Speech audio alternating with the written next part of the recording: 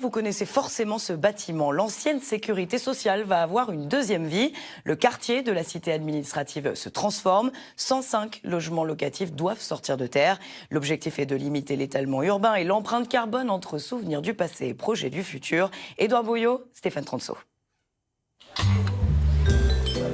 Combien de Clermontois sont passés derrière ces guichets? Pendant des décennies, on venait ici pour régler des problèmes administratifs ou toucher ses allocations. Aujourd'hui, le bâtiment de la Sécu est fermé, mais il n'est pas question de le détruire, plutôt de le transformer. Le fait de reconstruire ou de démolir, ce sont des options qui sont radicalement différentes. C'est un bâtiment aussi qui est inscrit dans un quartier en pleine mutation. Et ces considérations-là nous ont conduit aussi à penser que cette option de restructuration du bâtiment était la meilleure. Sur 10 étages, l'office aménage 74 logements locatifs et 31 logements adaptés aux personnes en perte de mobilité.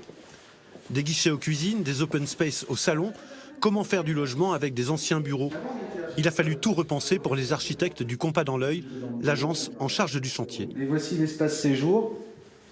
Donc on a la cuisine, la salle à manger, le séjour. C'était un chantier titanesque en termes d'ampleur et de mise en œuvre. Le bâtiment avait une large hauteur sous plafond.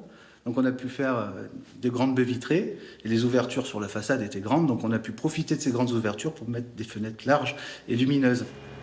À Clermont-Ferrand comme ailleurs, la ville de demain se construira peut-être en recyclant celle d'hier. Livraison prévue en 2027.